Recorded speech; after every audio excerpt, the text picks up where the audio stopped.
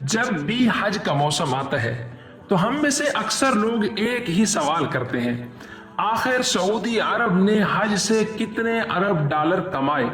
Social media پر بھی یہی بحث چلتی ہے۔ کوئی آمدنی کے اعداد و شمار بتاتا ہے، کوئی حج پیکیجز کی قیمتیں گنواتا ہے، لیکن کیا آپ نے کبھی یہ سوچا ہے کہ سعودی حکومت حاجیوں کی خدمت اور انتظامات پر کتنے ارب ڈالر خرچ بھی کرتی ہے؟ اور شاید آپ کو یہ جان کر حیرت ہو کہ حج صرف 5 دن کا نام نہیں، بلکہ اس عظیم اجتماع کے انتظامات پورے 365 دن جاری رہتے ہیں۔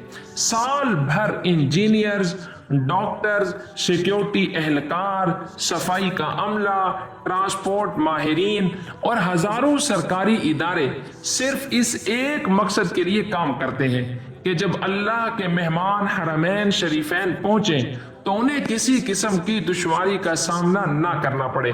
آئیے آج ہم آپ کو حج 2026 کے ایسے حیران کن حقائق بتاتے ہیں جو عام طور پر میڈیا پر نظر نہیں آتے۔ سعودی جنرل اتھارٹی فار اسٹیٹسٹکس کے اعداد و شمار کے مطابق اس سال تقریباً 17,07,301 مسلمانوں نے حج کی سعادت حاصل کی۔ ان میں سے 15,46,655 غازمین دنیا کے مختلف ممالک سے سعودی عرب پہنچے، جبکہ 1,60,646 افراد سعودی عرب کے اندر سے حج میں شریک ہوئے۔ اگر مرد اور خواتین کی تعداد دیکھی جائے تو اس سال 8,93,396 مردوں اور 8,13,905 خواتین نے حج ادا کیا۔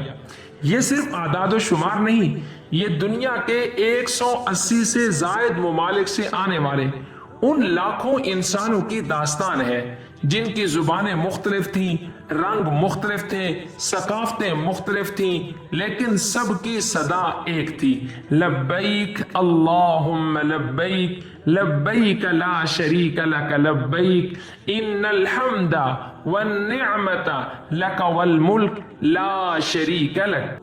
اور اگر پاکستان کی بات کی جائے تو پاکستان کو اس سال 1,79,210 افراد کا حج کوٹا ملا تھا اور پاکستان نے اپنا تقریباً پورا کوٹا استعمال کیا۔ ان میں سے تقریباً 1,20,000 افراد سرکاری حج سکیم کے تحت حجاز مقدس پہنچے، جبکہ باقی افراد مختلف پرائیویٹ ٹور آپریٹرز کے ذریعے حج کے لیے روانہ ہوئے۔ لیکن اب ذرا ایک لمحے کے لیے سوچئے، جب 17 لاکھ سے زائد لوگ ایک ہی وقت میں مکہ مکرمہ، مینا، عرفات اور مزدلفہ میں موجود ہوں تو ان کے لیے پانی کہاں سے آتا ہے؟ ان کے لیے ٹھنڈک کا انتظام کون کرتا ہے؟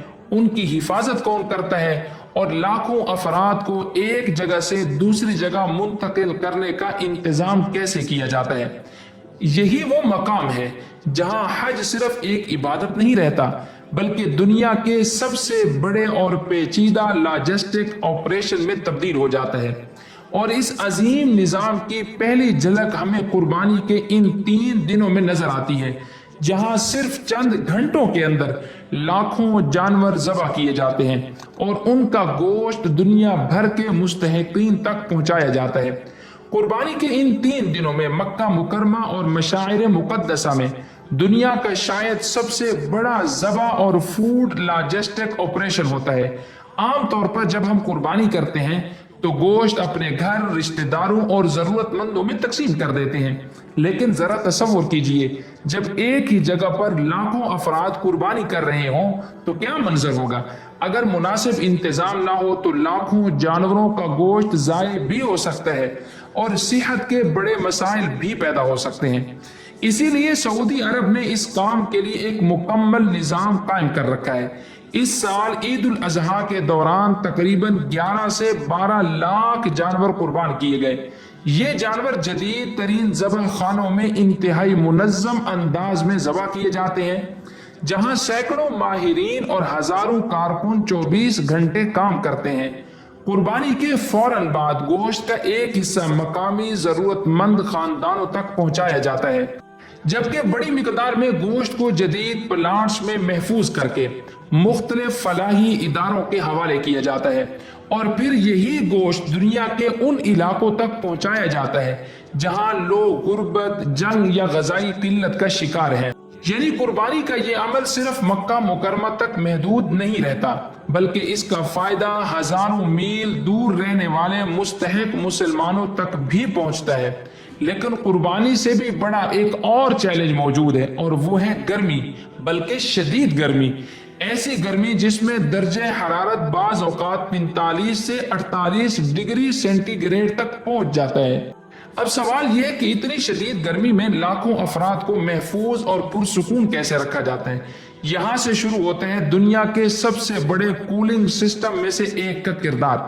میدان عرفات میں نصب دیو ہیکل پنکھے، پانی کی باریک پھوار چھوڑنے والے مسٹنگ سسٹمز، مینا کے ایئر کنڈیشن خیمے اور مسجد الحرام کے اطراف لگایا گیا خصوصی سفید سنگ مرمر، یہ سب ایک مکمل نظام کا حصہ ہیں۔ دلچسپ بات یہ ہے کہ حج ختم ہونے کے بعد بھی یہ نظام بند نہیں ہوتا۔ ان کی صفائی، مرمت اور دیکھ بھال پورا سال جاری رہتی ہے تاکہ اگلے حج کے لیے ہر چیز تیار ہو۔ اور جب لاکھوں افراد کے لیے ٹھنڈک کا اتنا بڑا انتظام کیا جائے تو یقیناً بجلی بھی غیر معمولی مقدار میں درکار ہوتی ہے۔ حج کے ایام میں مکہ مکرمہ اور مشاعر مقدسہ میں بجلی کا استعمال کئی بڑے شہروں کے مجموعی استعمال کے برابر پہنچ جاتا ہے۔ کولنگ پلانٹس اور روشنیوں کا انتظام، ہسپتال، میٹرو ٹرین، لفٹیں، یہ سب 24 گھنٹے کام کرتے رہتے ہیں۔ لیکن حیرت انگیز بات یہ ہے کہ یہ صرف کہانی کا ایک حصہ ہے، کیونکہ ابھی لاکھوں حاجیوں کو مینا سے عرفات، عرفات سے مزدلفہ اور مزدلفہ سے واپس مینا بھی پہنچانا ہوتا ہے۔ اور یہی وہ مرحلہ ہے جسے دنیا کے ماہرین سب سے بڑا ٹریفک اور ٹرانسپورٹ چیلنج قرار دیتے ہیں۔ سوچئے اگر ایک ہی دن میں 17 لاکھ افراد کو ایک مقام سے دوسرے مقام منتقل کرنا ہو تو آپ کیا کریں گے؟ شاید یہی سوال سعودی منصوبہ سازوں کے سامنے بھی تھا، اور اس سوال کا جواب ہے ہزاروں بسیں، خصوصی میٹرو ٹرین، جدید نگرانی کا نظام اور مصنوعی ذہانت سے چلنے والے کیمرے جو ہر لمحہ لاکھوں انسانوں کی نقل و حرکت پر نظر رکھتے ہیں۔ لیکن ان تمام مشینوں، بسوں، ٹرینوں، کولنگ پلانٹس اور جدید ٹیکنالوجی کے باوجود اس پورے نظام کی اصل طاقت انسان ہے۔ وہ انسان جنہیں اکثر ٹی وی کیمروں میں جگہ نہیں ملتی، مگر ان کے بغیر حج کا یہ عظیم انتظام چند گھنٹے بھی نہیں چل سکتا۔ سعودی حکومت حج کے ایام میں تقریباً 3 لاکھ سے زائد افراد پر مشتمل ایک وسیع ورک فورس میدان میں اتارتی ہے۔ ان میں موجود ہوتے ہیں ڈاکٹرز، نرسیں، سیکیورٹی اہلکار، سول ڈیفنس کے جوان، انجینئرز، ڈرائیورز اور صفائی کے کارکن۔ جب لاکھوں حاجی آرام سے عبادت کر رہے ہوتے ہیں تو یہ لوگ شدید گرمی میں 24 گھنٹے ڈیوٹی انجام دے رہے ہوتے ہیں، خاص طور پر صفائی کے کارکن، جن کا کردار شاید سب سے زیادہ اہم اور سب سے کم دکھائی دیتا ہے۔ سوچئے اگر لاکھوں افراد ایک ہی جگہ جمع ہوں تو روزانہ کتنے ٹن کچرا پیدا ہوتا ہوگا۔ پانی کی لاکھوں بوتلیں، کھانے کے پیکٹس، استعمال شدہ سامان اور دیگر فضلہ۔ لیکن حیرت کی بات یہ ہے کہ مینا اور عرفات کے بیشتر مقامات چند گھنٹوں میں دوبارہ صاف نظر آنے لگتے ہیں۔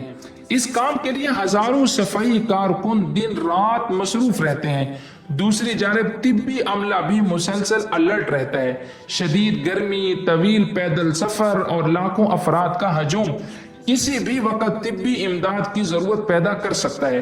اس لیے عارضی ہسپتال، میڈیکل سینٹرز، ایمبولینسز اور ہزاروں ڈاکٹرز اور نرسیں ہر وقت تیار رہتے ہیں۔ اگر کسی حاجی کو چکر آ جائے، گرمی لگ جائے یا اچانک طبی امداد درکار ہو تو چند ہی منٹوں میں مدد پہنچ جاتی ہے۔ اسی طرح سیکیورٹی فورسز اور سول ڈیفنس کے اہلکار بھی مسلسل نگرانی کرتے ہیں۔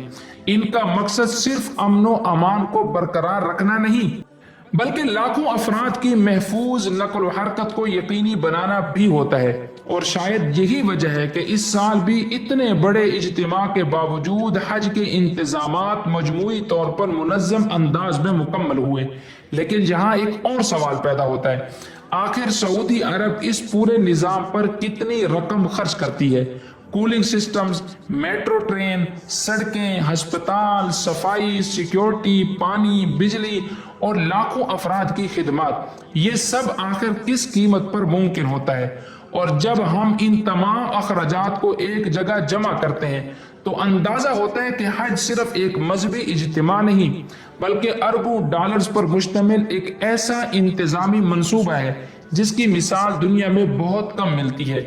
لیکن ان تمام اعداد و شمار اربوں ڈالرز اور جدید ٹیکنالوجی سے بڑھ کر ایک حقیقت اور بھی ہے، اور وہ ہے حج کا اصل پیغام، وہ پیغام جو ایک امیر اور غریب، ایک عرب اور ایک اجمی، ایک سفید اور کالے، سب کو ایک ہی صف میں لا کھڑا کرتا ہے۔